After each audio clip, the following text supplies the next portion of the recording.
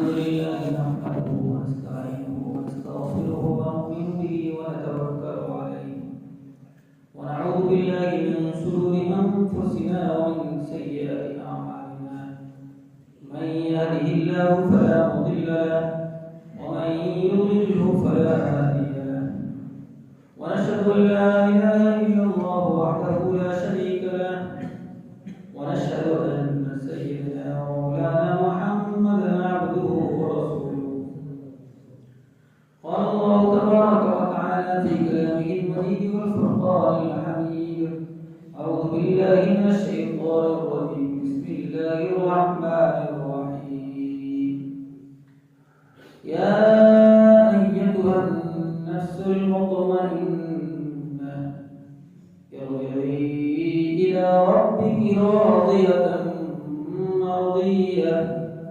فادخلي في عبادي وادخلي جنتي صدق الله مولانا العظيم. بزرگوں، بھائیوں، رمضان کا یہ مہینہ برکتوں اور سعادتوں کے ساتھ ہمیں میسر ہے. اس مبارک مہینے میں خوش قسمت لوگ اپنی قسمت چمکانے میں لگ جاتے ہیں. نیک اعمال میں مشغول رہتے ہیں. عبادت کر کے اللہ کے دربار میں دعائیں مانگ کر اپنی بگڑی بنانے کی فکر کرتے ہیں.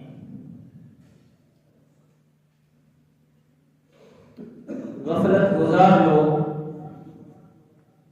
نیک اعمال سے دور رہ کر غفلتوں کے ساتھ وقت گزار کر اپنے آپ کو نیکیوں سے اللہ کی رضا سے دور کر لیتے ہیں. ایک مرتبہ نبی پاک صلی اللہ علیہ وسلم منبر پر تشریف لے پہلے زینے پر چڑھے فرمایا آمین, دوسرے زینے پر چڑھے فرمایا آمین, تیسرے زینے پر چڑھے فرمایا آمین. لوگوں نے سوال کیا, صحابہ کرام رضوان اللہ اجمعین نے پوچھا, یا رسول اللہ, آج تو ہم نے ایک عجیب سی بات آپ کی زبان سے سنی ہے, کبھی آپ کو اس طریقے سے آمین کہتے ہوئے نہیں دیکھا. آج ہمیں ایک نیا طریقہ, نئی چیز آپ کے سامنے آپ کی ذات سے صادر ہوتے ہوئے ہم نے دیکھی. نبی پاک صلی اللہ علیہ وسلم نے ارشاد فرمایا, اسی موقع پر جب منبر پر جا رہا تھا, جبریل علیہ السلام تشریف لائے اور 3 باتیں فرمائیں. انہیں 3 باتوں پر میں نے آمین کہا. وہ آدمی جس کو بڑھاپے کی عمر میں ماں باپ میسر ان کی خدمت کر کے, ان کی دعائیں لے کر کے وہ اپنی زندگی نہ بنا لے, اللہ کی رضا حاصل نہ کر لے, وہ ہلاک و برباد ہو. تو میں نے کہا آمین. وہ آدمی نبی پاک صلی اللہ علیہ وسلم کا تذکرہ سنے اور درود پاک نہ پڑھے, وہ آدمی ہلاک ہو. نبی علیہ السلام نے فرمایا, تو میں نے کہا آمین. رمضان کا مبارک مہینہ کسی کو میسر آئے اور وہ اس میں اپنی بخشش نہ کروا لے, وہ آدمی بھی ہلاک ہو. تو میں نے کہا آمین. بزرگوں, یہ مبارک مہینہ بخشش حاصل کرنے کا مہینہ ہے. اللہ پاک کی رحمتوں کو متوجہ کر کے اللہ کے دربار میں رو کر کے اپنی بگڑی بنانے کا موقع ہے. اگر اس سے محرومی رہ جاتی ہے تو یہ بہت بڑی بات ہے. انسان ہونے کے ناطے کون ایسا آدمی ہے جو گنہگار نہیں ہے؟ ایسی مبارک اور سعادت کی گھڑیاں ہیں جس کے اندر ہم لگ کر کے اپنی زندگی بنا سکتے ہیں۔ نبی پاک صلی اللہ علیہ وسلم نے رمضان کی شروع ہی میں لوگوں کو ترغیب دینے کے واسطے فرمایا، لوگوں رمضان کا مبارک مہینہ سایہ فرض ہے، دن کے روزے رکھنا تمہارے اوپر فرض اور ضروری ہے، رات میں تراویح میں قرآن پاک پڑھنا اور اللہ کے دربار میں کھڑے ہو کر کے اپنی عاجزی کا اظہار کرنا، یہ تمہارے لیے نفل اور زیادہ چیز ہے۔ بزرگوں، نوجوان ساتھی، ہر کام کے لیے چند خصوصی چیزیں ہوتی ہیں۔ رمضان کی دو چیزیں خصوصی ہیں، دن کا روزہ رکھنا، رات میں تراویح کی نماز ادا کرنا، یہ اس رمضان کا خاص تحفہ ہے۔ حج کے لیے، عمرے کے لیے آدمی جاتا ہے، حج کرنا اور عمرہ کرنا، یہ دو وہاں کی اصلی عبادتوں کے ساتھ میں سب سے اہم عبادت طواف ہے۔ وہاں جا کر طواف نہ کریں، یہ بڑی محرومی ہے۔ تو ایسے رمضان کا مبارک مہینہ میں دن کا روزہ نہ رکھیں اور رات میں تراویح نہ پڑھیں، یہ اس کی ناقصی ہے۔ ہم اگر اپنے حالت کو تھوڑا سا ٹٹولیں گے، کسی جگہ ہماری اگر کمی نظر آتی ہے، اس کمی کو سنبھالیں گے، کامیاب انسانوں میں شمار کی جائے گی۔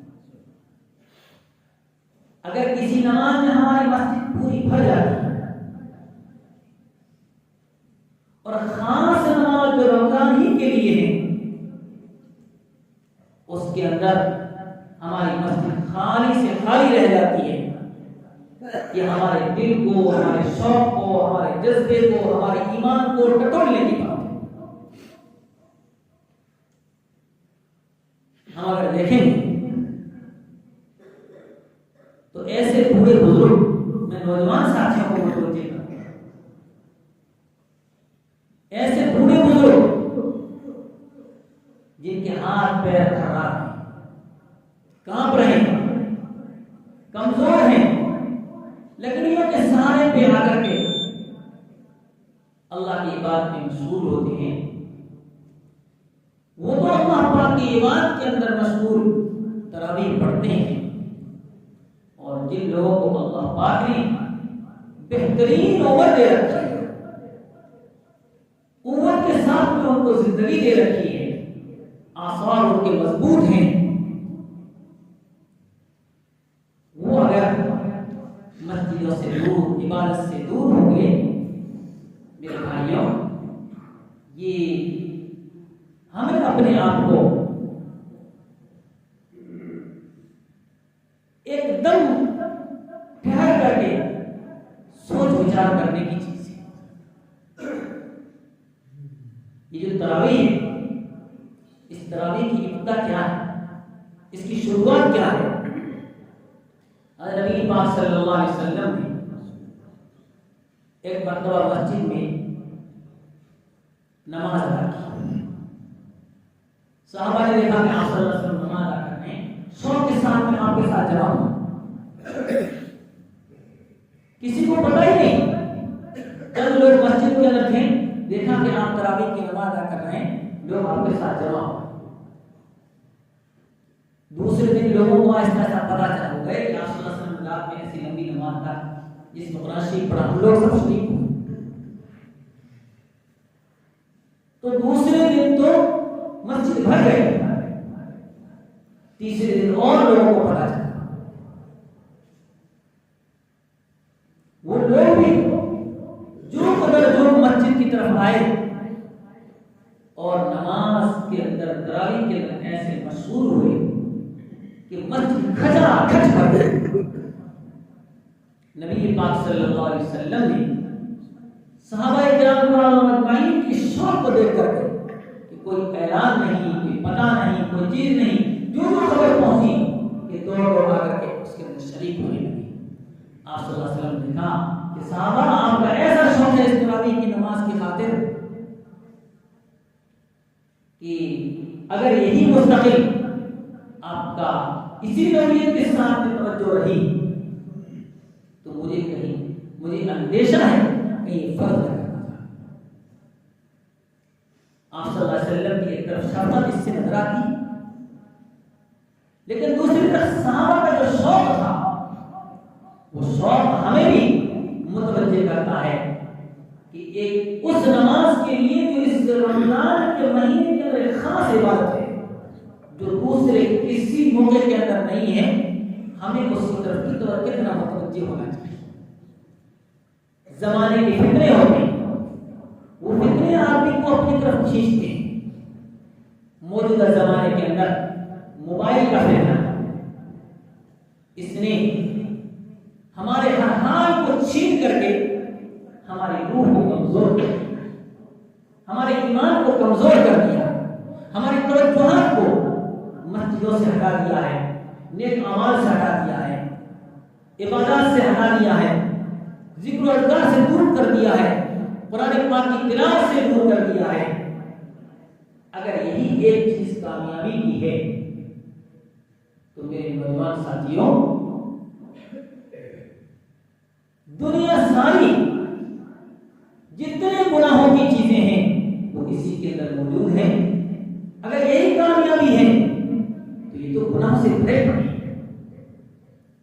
کچھ ہی وقت ایسے ہوتے ہیں کہ جس کے اندر ہم بیٹھ کر کے اللہ پاک کے دربار میں کچھ گڑگڑا لیں تو اس موقع پر ہماری بیٹی بن سکتی ہے۔ یہی نیک گھڑیاں ہیں، یہی نیک سعادت والی گھڑیاں ہیں جس کے اندر ہم بیٹھ کر کے اللہ پاک کو راضی کریں۔ مبارک مہینے کی جو خاص عبادتیں ہیں اس کی طرف خصوصی طور پر توجہ کریں۔ ایک رمضان کا روزہ رکھنا، ایک تراویح کو شوق کے ساتھ میں ادا کرنا، قرآن اور ہمارے لیے بوجھ بنے، نماز اور ہمارے لیے بوجھ بنے، یہ ہمارے عمل کے طور پر ناقدری کی ایک حیثیت ہوتی ہے، اور ناقدری جب ہوتی ہے تو اللہ تبارک و تعالی ارشاد فرماتے ہیں لئن شکرتم لازیدنکم ولئن کفرتم ان عذابی لشدید۔ اگر تم شکر گزاری کرو گے، جو عبادتوں کی طرف آپ کو متوجہ کیا جا رہا ہے، ان عبادتوں کو شوق ذوق کے ساتھ میں ادا کرو گے، اللہ آپ کی نعمتوں کو مزید بڑھا کر دے گا۔ ہمارا یہ خطہ ہے، یہ پورے بزرگ موجود ہیں، کھانے کے لیے، پانی پینے کے لیے کوئی نظم نہیں تھا، بڑی مشکلوں کے ساتھ میں کمایا کرتے تھے، لیکن ان بزرگوں کی دعائیں تھیں، ان کا اخلاص تھا، ان کی محبتیں تھیں، ان کا علماء دین اور قرآن کے تئیں محبتیں تھی، شوق تھی۔ انہوں نے اس شوق کو بڑھایا، اپنے دربار کے اندر حافظوں اور عالموں کا ایک جلوہ کثیر موجود ہے، تو اللہ پاک نے دنیا کی نعمتوں کو ادھر ادھر کر دیا۔ پوری دنیا کی نعمتیں ہمارے گھروں کے اندر پہنچ رہی ہے، یہ ان نعمتوں کی شکر گزاری ہے۔ اگر اس نعمت کی ملنے کے بعد میں ہم نے بے توجہی کی تو اللہ پاک ارشاد فرماتے ہیں وَلَئِن كَفَرْتُمْ إِنَّ عَذَابِي لَشَدِيدٌ۔ اگر تم نے میری عبادتوں کی طرف توجہ نہیں کی، نہ شکری کی، تو میرا عذاب بڑا سخت ہے۔ اللہ پاک ہم سب کو اس مبارک مہینے کی ہر عبادت کی قدر لانے کی توفیق نصیب فرمائے۔ اللہ تبارک و تعالی نیک اعمال کے ساتھ میں ہمیں زندگی نصیب فرمائے۔ یہ مختصر سا وقت جو رمضان کا باقی رہ گیا ہے، اللہ پاک بڑی مبارک محنتوں کے ساتھ، شوق ذوق کے ساتھ میں ہمیں ادا کرنے کی توفیق نصیب فرمائے۔ وآخر دعوانا الحمدللہ رب العالمین۔ Thanks for watching. Don't forget to like, comment, share and subscribe to Al Wahid channel.